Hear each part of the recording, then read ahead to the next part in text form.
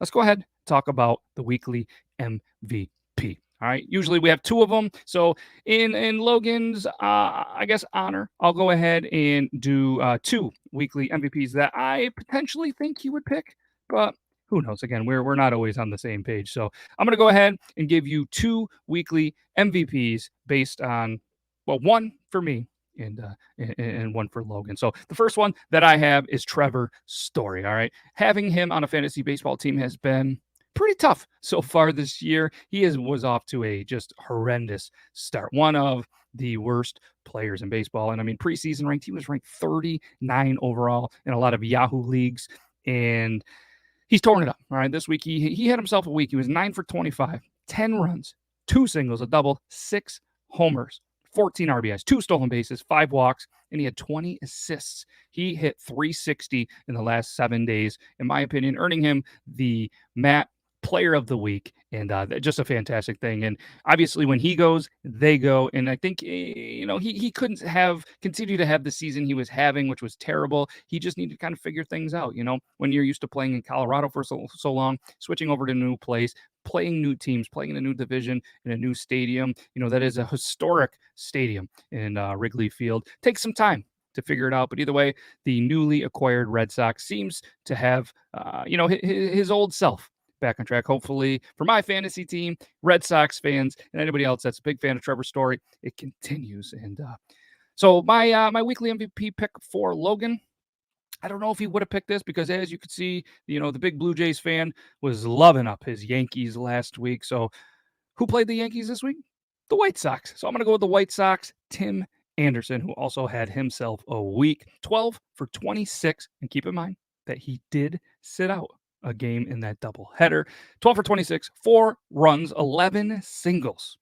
That's doing work. He did have a home run, 6 RBIs, 2 stolen bases, 3 walks, 15 assists in the field, hit 462 in the last 7 days. So a lot of familiar faces that should be having great starts, great weeks like this are starting to kind of come alive. Mookie Betts had himself a week at 357, 3 homers, 7 RBIs. Paul Goldschmidt, who has been, a top 25, 30 fantasy baseball player for years and years, hit 481 this week. But here's kind of a surprise for me, a name that a lot of people haven't really heard of. He hits number 9 for the Tampa Bay Rays, Brett Phillips. He had himself a week. He was a top 10 fantasy baseball player for the week, 10 for 21, 6 runs, 4 singles, 4 doubles, 2 homers, and 4 RBIs at 476. So that's going to be my surprise pickup of the week. He's a guy that's available in a very, very abundant amount of leagues. He was 0% going into this week. He is now owned on 2% of fantasy teams, at least on Yahoo. So if you're looking for a little bit of a spark, or maybe you have an injury or somebody that you could throw in there,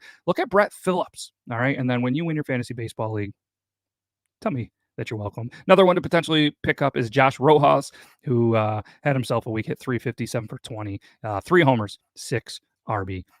But well done to those players. But let's talk about a player in our first ever kind of edition of this for the worst player of the week. All right. And mine, again, this is the guy that was on my fantasy baseball, is still on my fantasy baseball team, top 100 player who had a terrible week. All right, there's going to be 2 of them. One of them, I have a hard time saying his name, so I might skip it. But either way, Josh Bell from the Washington Nationals. Again, the Washington Nationals not having a great team. Josh Bell hitting in the 5 spot. Had a brutal week. He was a 1 for 23. He had a single, an RBI, and he had 3 strikeouts, hit .043. Tough break for Josh Bell again and my fantasy team. He spent some time on a bench, rightfully so, I do believe. But again, 1 for 23. It doesn't get much worse than that, except for Travis Demirte from Atlanta. Sorry, Travis, if I did pronounce your last name wrong. I do apologize. I know you're probably watching the show, but please forgive me. But you also had a little bit of a rough week. I'm going to say that this is the second player for worst player of the week. 0 for 23, 10 strikeouts. Batted 0.